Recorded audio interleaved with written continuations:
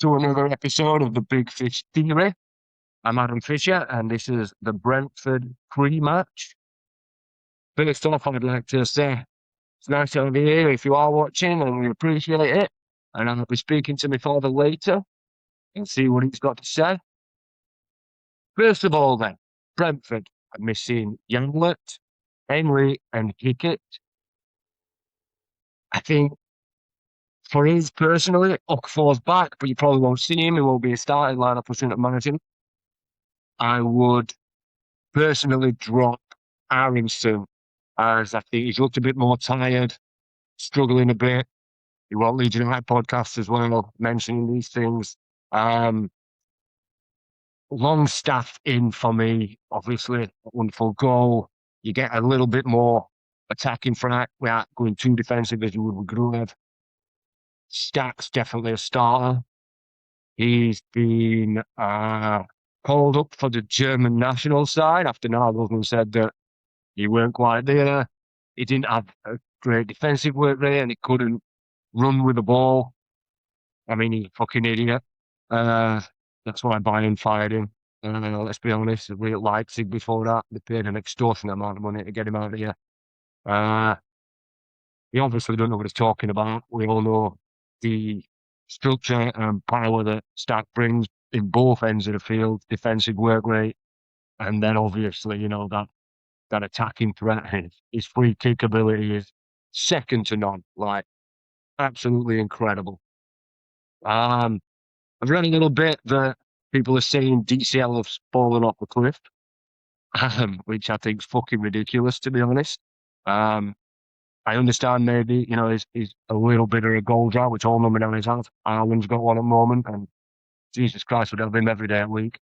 I think personally, I know his aerial duels weren't anywhere near as good as what they have been in previous games, but I don't think we draw the Palace game with 10 men we had him because that outlet that we had to long ball in trouble to push it up there. That even if he wasn't winning those challenges, he certainly was at a point of, he always challenges for everything. He makes defenders make decisions.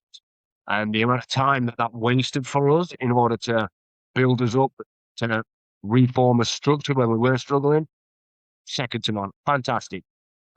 His overplay is absolutely astronomical. Whether we'll see him with Metcher again, I'm unsure of. I don't think Metcher did all wrong. He's a difficult player to analyse, in all fairness, because sometimes he looks shit and then just pulls out these wonderful little moments and drops down onto left wing quite a lot in that first half. Like, I'm gonna be upset if you started with them two up front again. To be honest, Okafor won't be there yet, and we know Farker won't risk any player too early unless it's Ethan Ampadu or Joe Rodon. Well, mainstay to that. I think Rodon probably beyond actually will have the Thiago job most likely. Justin will come in at left back, obviously. Goodmanson's, well, we all know what happened there. It's a fucking disgrace. It's a shame you can't challenge it with being a second year. But yeah, he'll not be there for this game, and that's a damn shame. Takes a lot of his attacking threat off. But I did think that against Palace with 10 men, one of his best attacking threats was Justin on that left back once he took up that position. He made quite a few surging runs. What a signing that's been. What a signing. Listening to the Leicester fans before and saying, well, I can't believe we spent this money on him. He's shit, he's rubbish. Fucking hell. What a player. What a player. He's versatile. We brought him in when we needed him, and to a point now where he's pushed Bogle out, but starting lineup, Yeah, very, very happy with him, and his defensive work rate, not great with Ed, but he rarely gets turned. And going forward, fantastic. No against it. And I would have thought 5 or 6 games ago, now, Goodman's tonight, what are we going to do? We've got no left back cover, struggling. I don't feel it now. I don't feel it with Brentford at all. I do think, Saturday night, everybody's going to have a good old skinful, few beers in your belly. It'll be absolutely bouncing at Ellen Road. Night time, they're here to be got. We've got to pick up points now. It is getting close to that point of the season where we are in a great position. We always knew we were going to be this end of the table. There's three sides below us, one of which will go down. Forest are playing Tottenham at weekend anyway, after us. And West Ham have got Villa, so you've got to go Villa do a job on that, to be honest. There has been a fair crack of conversation about tragedy chanting with us and requesting that certain songs get put into the tragedy chanting area. I'm not certain about this because I know my father, I remember he used to get right mad at Galatasaray and stuff, and that Liverpool fan got a ban, and I get that. But I also remember being a kid. I remember obviously Munich, songs, Chelsea songs, obviously, we're shooting them. It's all game tech. It's part of football. For me, I don't want to take that flavour away. You get some, you get some, you know, and I do get, it affects folk. Some people suffered. Awful, awful fucking bloke, Jimmy Saville. Disgusting things that he did. Does it bother me so much? Personally, now. But then, it also didn't affect my life personally. So I don't know really where I stand on that. And maybe I'm not right bloke to have an opinion on it, to be honest, because I got thick skin. I'd probably ask my father about it in a minute. Where we'll set up, I think we could go for it a different way, to be honest. Like, I think it's very, very unlikely that we will play winners and that Nonto and James will start. I don't see that happening at all. So you've got to imagine, obviously, Justin 100% starts left back. Then you're going to have Beal strike and Rodon. You need that aerial presence from, I mean, we always used to say Rodon, but it's got to a point now where strike in air is just absolutely fantastic. Fantastic. Um, and you get threat from Beal and strike both ways. Brentford have scored a lot of penalties, so maybe, you've got to take it a little bit easy. Um, but you've got to be physical enough because he's a big lad and he's a powerful lad and yeah, he scores a lot. But I think with the effort taking, we've certainly showed recently that we're just that little bit away from finishing games off. We're not getting battered apart from Arsenal. We definitely deserve to be where we are. And you've got to be look like I'd rather not be Spurs right now, You'd rather our position, if you'd had it at the beginning of the season, would have took this every day week. We've got a great run in. A lot of those sides that we play are around us, but we need to be putting his foot down, going for it. That's why I think Longstaff. I think only Sir Aronson gets a bit of a rest, to be honest, if he's going to see rest of the season. Um, energy level wise, we can't do the same with Calvert-Lewin. You don't have those options. Ampadu's mainstays. You've got certain players that absolutely will start. Stack absolutely must start. So Bogle's your right back. Dalot in there, I don't think Perry's going to get his chance back anytime soon because Dalot's put in some great performances and some wonderful saves. And apart from the odd now and again when he takes a little bit of time to crack a ball, you got your heart in your mouth. I think you're not going to get anywhere near Dalot at the moment unless he drops a right ball. And I don't see that happening. I think in transitions wise is certainly seems to be our best. You get long ball up to Calvert-Lewin, he drops it down off for whoever's going to be up that end. And as you've got Bogle and Justin wrapping up down that side, I think probably move Stack into that position if you are going to start Longstaff down there. And then if there's Nemecha dropping off him, I mean, I can't see there being a problem with that. I thought it worked all right. But it's also, they haven't played together much, It's not like we've come into this and it's happened all the time. I understand with Farker is probably a little bit concerned, cards and or injuries for the two most injury prone players pre, signing them. but we have got one hell of a medical team. Like if you look at other clubs around us and how they struggle, look at Spurs. I think they've got about 10 players currently injured. Our medical team, everybody comes back quicker, everybody comes back fit, everybody's close to match sharpness and fitness. We've got an incredible medical team. And I think at this time you might have to start risking players a little bit because, you know, we've you've got no choice. You've got no choice now. You've got to get points on board. So I'd like to see Nemecha up front with Calvert-Lewin and maybe at half time Okafor coming on and gaining 45 minutes. I'm going to call my dad now, and if you'd like and subscribe, that'd be fucking brilliant. Apparently it helps, but I don't know. We're just doing this for a bit of fun still. And have a good one. Speak to you in a minute. Hello, it's the Brentford preview, Father. How are you doing? I'm doing good, son. How are you doing in Holland? Yeah, not bad, not bad. Weather's shite, but I suppose it's no different here, is it? Well, we've actually had a few good days here. Well, it's been lovely. And tomorrow, apparently, Good. really nice here. So I have a few pints outside Peacock with lads before game. Looking forward to it. I think it'll be a good crowd, to be honest, because I think everybody will be pissed. Well, we might need to be. You never know. Hopefully not. So, Farker's interview, he says that Okafor's back, but I can't imagine him starting. What do you reckon? Yeah, he has an habit of leaving them on bench, doesn't he, until he thinks they're up to speed. But I think it's such an important game tomorrow. I think we can't overestimate how big this game is for us. No, I agree. It's huge. Obviously, with Spurs playing Forest, that's, some points dropped here to be lovely. Or a point each. I don't know. What would you prefer? I think, to be honest with you, you won't.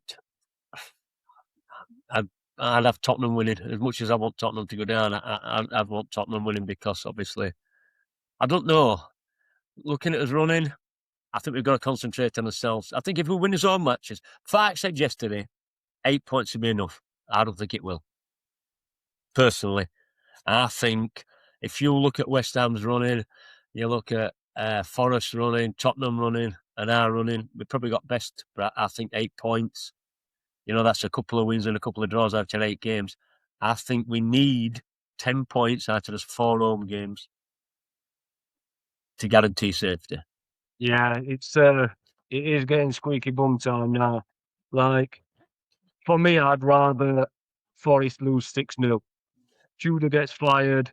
It's just everything capitulates. Like that club is in such a mess that you could really see this being one of those stories you're talking about in summertime before World Cup. Like, bloody hell, how did Spurs get themselves into this situation? And obviously they won they won in Champions League, didn't they? But they went out on aggregate.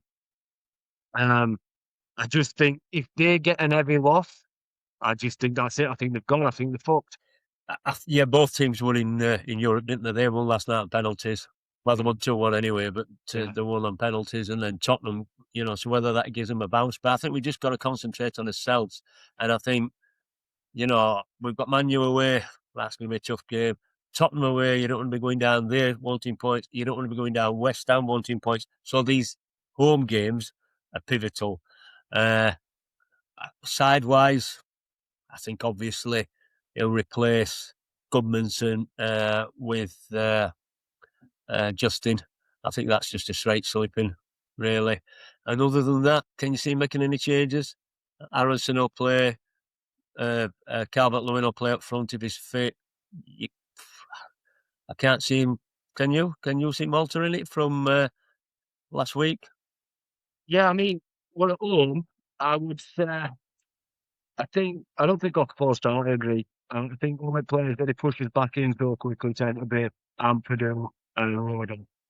We have got an incredible medical staff. If you look at the rest of the Premier League, and we have done for the last few years, get players back early, and usually quite full fitness. So I think Justin for sure.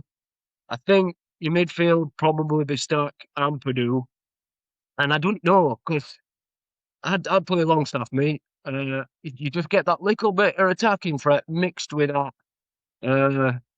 with that defensive ability because where you look at them, they concede a lot of set piece goals and they score a lot, but I think they've had 6 penalties or something like that this season. Dan, they're good arm players, is it? And if we could keep your head on Thiago, which be all pretty damn good at, his aerial threat and so his strike recently. I mean, probably all season he's been fantastic in that. I think you can negate them quite quickly. I don't think we'll see non-total James until it gets to the second half. I don't like that, which is a shame. But I'd like to see Nemetcha up front again with him. So I didn't think he was that bad. And he's one of those weird players when you watch him and he's eight bits of shite before then suddenly this little bit of wonder comes out and he can't half crack a ball. I totally agree with you. I think he's a good player, to be honest with you. He takes a bit of warming up, doesn't he, in games? He gets ball away a little bit, but then he grows, and it were a bit harsh on him last time because obviously with sending off, he sacrificed him, didn't he? So yeah, I think it's pivotal that Calvin Lewin finds his scoring books again. We've gone 4 games now where we drew, didn't we, at Brentford? No, but we didn't score. I'm trying to think. Well, last time we scored in open play, were it Villa or a free kick? Other than Norwich game. So we really need now to start. We need goals starting to come from people like Aronson, because Aronson will play with, as we know. Midfield's got to start weighing in a bit because it's huge this now. If we want to stop in league and do well, these games are massive, massive. This is probably the biggest game of the season for us, I think, because it sets that precedent, as you said, because nobody plays until Sunday. One way or other, if we win, we're going to be clear. And that puts pressure on Forest and Tottenham massively if they know we win. West Ham are away at Villa, aren't they? Yeah. So Villa's on form. It's not been brilliant, has it, really? But they won again. They won another one that won in Europe yesterday. Yeah. So yeah, I just think it's a huge game for us. And am I worried? Yeah. Am I nervous? Yeah. Well, let's get nervous before big games. Do I think we can win? Certainly. Yeah, I do. I think you've got to win your Brentford games. Yeah, takes pressure off then. Because we look at Burnley and Wolves and we think, oh well, but our record against Burnley not been brilliant last few seasons, really. We were second best when we played down there, weren't we? Probably the only team that was second best when we played down there this season. I don't know about second best, but fucking hell, it were a rough game to watch. It were a rough game to watch, yeah. So, and then Wolves, they seem to be playing a lot better now because they know they're down. So, and Wolves could be down big time to play them as well. That's another thing. They could be relegated. So you don't know how that's going to play out. So these games that we think are easy, they're never easy in Premiership. Look at West Ham against Man City. You just don't know. Yeah. I know City are not team of the war, but you don't know. So you have to win these home games. And this is a big game for us. Looking forward to it. DCL has got an England call up about half an hour ago. He has he? He has. I'm just when you're talking about confidence and you've got to break that duck and not duck, but that's a thing that you think fucking brilliant. And he's going to England. He's got call up, yeah. He's leading goal scorer in England. Yeah, come on. Well, sorry, Premier League is the leading English goal scorer. Right, I'm reaching my hand out to you. Right? Nickelback gets injured in for England. and then we got a call up for Germany after Nagelsmann said, "Yeah, I've seen that. Yeah, well, his defensive work rate's no good, blah blah blah." But obviously, he's a prick. Yeah. But yeah, I didn't know. I picked iPad up to have a look, and then came in here to do this. So that's good news. That might give the boost. I mean, he played well. I thought he played well actually at Palace. I thought he got a couple of headers on target, some good, a bit far out, but obviously missed penalty, which were a big miss. But I thought his contribution to games really good. He holds ball up lovely. He does that better than Nemetcha does. So just got to stick with him and hopefully he finds a bit of form and gets back into scoring again. And but we do need to get balls into the box for him, don't we? Like, it proved it against Palace. You'll get balls in front wings, the other side, and he'll get headers in. And I mean, he didn't score, but he did get headers in. He had that one which was, quite way out, but he caught it well, didn't he? Get balls in front wings and get. Line and all. Yeah, I think rest of the season, Farke's got to be brave. I mean, he won against Palace, in fairness to him, and bad refereeing cost us that game, as we all know. They've apologised for that Sunderland penalty that we didn't get. I mean, that's made a great big difference. Probably gives 2 points back on a point, but yeah, with what happened at Palace, it's a bit hard to sit down here and criticise anybody, including the manager, because I thought they all played well, they all put a shift in, and I thought Farke got team actually right, Yeah, even if tomorrow, if he started Gruev, I wouldn't be too upset about it, because we're at Brentford play with our counter. I think that actually with Gruev, and if you go for those set piece players, I think there's a very good way to break them down and beat them there. We overlap. Well, instead of overlapping wing backs, because they're not actually overlapping wing backs anymore, are they? They're just right wing and right and left back. In mind, They're after them. So when you say balls in box, if you're not playing wingers, I get what you mean. But I think for with Palace game, obviously he missed his penalty. But I also don't think we draw that 0-0 without him. Because having that outline, even though we weren't winning that many headers in the second half, everybody has to challenge him because he's always up there for it. That energy that it takes, and it's hard work to do. But I don't think we are wasting that amount of time. My saying that they didn't have a fucking shot on target, did they? Then they were shite. I've got one for you. Well, I wanted to ask. I'll get my own feelings about it, but I wondered were you the club's asked to try and make Saville is a Leeds fan, chants from opposite clubs, like, to try and make it this what's it called? Trying to make it illegal, they're saying that it's tragedy chanting. That's it, tragedy. What do you think of that? I think it's bold. I see. I'm old traditions. Yeah. Tragedy chanting for me is Hillsborough,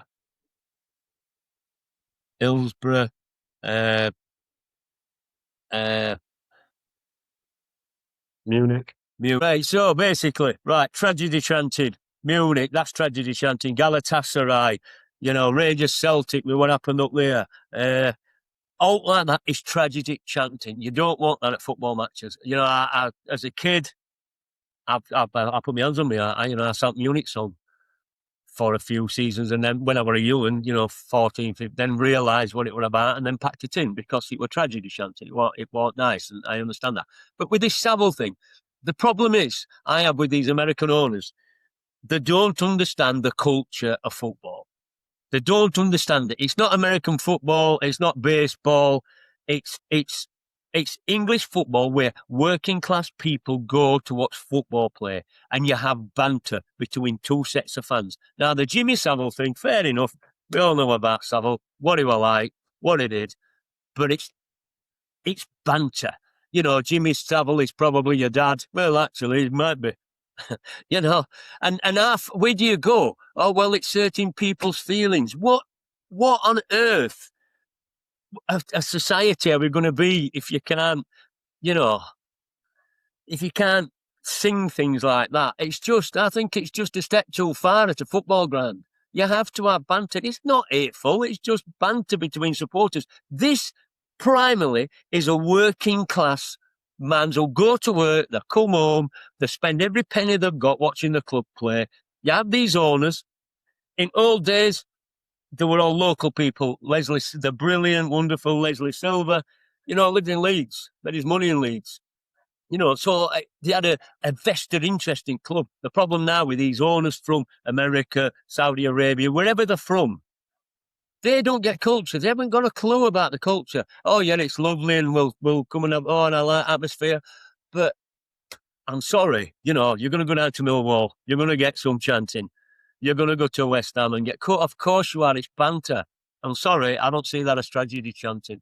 And people might disagree with that. But I don't see that as tragedy chanting. Tragedy chanting is Hillsborough, which is, we all know what what happened at Hillsborough, what happened at Heysel, what happened at, Galatasaray. We are two lads, obviously. We get all that. The Jimmy Savile thing, yeah, there's people out there that were hurt with it. I understand that. But how far do you go? What do you say? Well, you can't, oh, you soft southern bastards. Oh, no, they'd be upset about that. You can't say that. Well, I'm sorry. Grow some balls. Yeah, because it's also, with Jimmy Savile thing, obviously, he wasn't really bothered about football and he's a disgusting bloke and Of awful. course he is. But with soft southern bastards, obviously, factually, they are southern. They are soft, bastards. But, But they call us northern what I mean bastards, is, don't they? That's the thing. of course they do, It's yeah, banter. yeah. It's what's called banter. It's a working class man's sport, football. Never forget about that, right? And I think these owners come in and they don't get the culture, and they don't get the culture. I'm sorry, it's not America, it's not Saudi Arabia, and they just think that they can fetch. I don't know. It's a rich man's game, or it's going to be eventually football. It's a far, far better game in Championship than it's ever is in Premiership. And I genuinely, VAR spoils it totally, as we all know. Somebody was saying, I saw it paper the day, something like, I think 90% of people that follow football, that go to football matches, don't want VAR, hate it. Will that make a difference? Yeah, of course it will. Because it's all about that now. They don't care. In old days with chairman, it's like, why don't 49ers own Leeds? You tell me. That. Yeah, It's well, not. listen to somebody talking about it and it was about, go on. It's money. It's money. They don't care. They might say, "Oh, well, I've like all this lot," and they're decent people. I'm not saying they're not. I'm not. But it's all about money. Everything's about money. In old days, when your old chairman had it, like with Leslie Silver, Manny Cousins, Father Beers, what they call it. Bud Chris. Yeah. Talk to you after Brentford game. Take care. Bye. See you later. Have a good one. Don't forget to like and subscribe. Cheers.